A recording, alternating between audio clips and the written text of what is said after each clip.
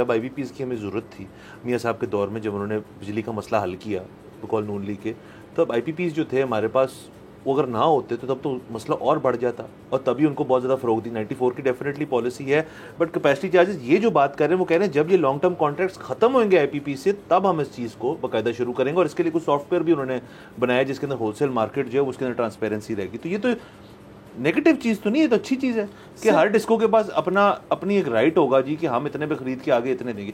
ये आपको पता है मसला असल में जो आपकी बात है शुरू ही यहाँ जब करेंगे ना, जब ये फेज़ 2 में पहुंचेगी, जो इंडस्ट्रियल कनेक्शंस हैं, ये फटा वहाँ ज़्यादा सबसे ज़्यादा पड़ना है, और डोमेस्टिक तक शायद ट्रांसलेट हो ही ना।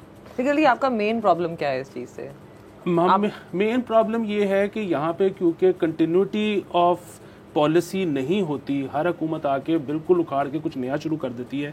फिर यहाँ पे किसी को ये अंदाज़ा भी पता नहीं क्यों नहीं होता कि अब जिस तरह ये 2008 वाला जब क्राइसिस आया बिजली का, ठीक है, उसके बाद ये इन्होंने 12, उस वक्त तो हमारे पास पैसे नहीं थे, ये 12-13 में इन्होंने छोटे प्लांट्स लगाने शुरू किए। 94 में तो बड़े लग रहे थे ना, इधर छोटे लगने शुरू हुए। छोटों का मसला क्या होता है कि उसमें लाइन लॉसेज, उसकी इफेक्टिविटी और कम होती है, इफेक्टिवनेस जो भी लफ्ज़ है, क्योंकि उसमें उतना ज़्यादा, मतलब आप जितना छोटा प्लांट लगाएंगे उतनी वो कम बिजली प्रोड्यूस करेगा, उतने उसमें मसाइल ज़्यादा होंगे। अच्छा, फिर होता ये है कि जैसे ही बिजली, हम कहते हैं जब बिजली नहीं होती ना, तो हम कहते हैं किसी तरह बिजली बनाओ। सब्सक्राइब करें और बेल दबाएं ताकि कोई खबर रह न जाए।